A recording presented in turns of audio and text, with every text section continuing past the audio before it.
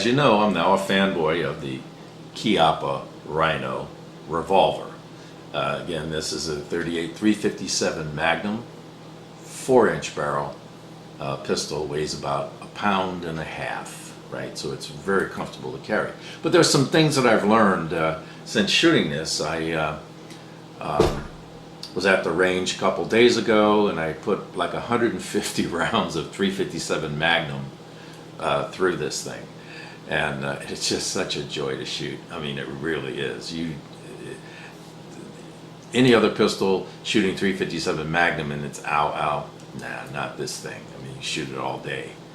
But what I found unique, and just so you can see, the thing is safe and unloaded, because I'm going to be fooling around with it, and I just don't want to make a mistake and shoot myself or anything. But there you go. First, the grip, as I talked earlier, is different. I mean, you're not going to go thumbs forward. You do have to do kind of a cup thing, because otherwise you're going to get powder burns on your thumb from the chamber. So the grip is different, right? The other thing is that this has a pretty heavy trigger on double action, and that's a good thing. That's a good thing, because if you can have good trigger control, shooting double action,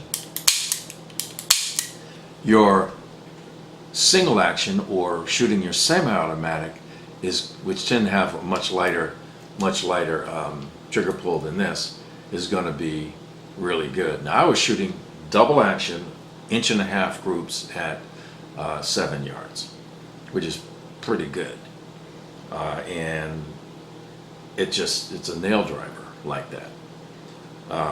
So the comfort, the fact that you can train yourself for a stronger trigger pull, and that transfers to better accuracy and control for different firearms. Also, this, if I go single action, you see the trigger is, I mean, it's just like 1 pound or something, you know. But it's too awkward to do that. So I favor double action, and you can get pretty good with that. The other thing is that in a close quarters fight, if you draw and you want to put the barrel up against the body of your opponent or the threat, on a semi-automatic you get one shot and then it's going to go out of battery, because the slide won't go all the way forward. With a revolver, you can pull that trigger as many times as you want, and you'll get all the shots. So that's kind of a different thing between a revolver and a semi-automatic in close quarter combat. So the ability to stay on target with this, the design, how it makes shooting the higher powered rounds easy. I know it's an expensive gun, that's true. But if you can afford one, and you can find one in your area, get it. Now, one thing that is troublesome, I did a review earlier on moon clips, and I've been trying to find speed loader for this, because I want to do a comparison. There are very few manufacturers of speed loaders. I found one, but they're like $35, right? Because this isn't a very common revolver. So when I get one, I'll do a comparison.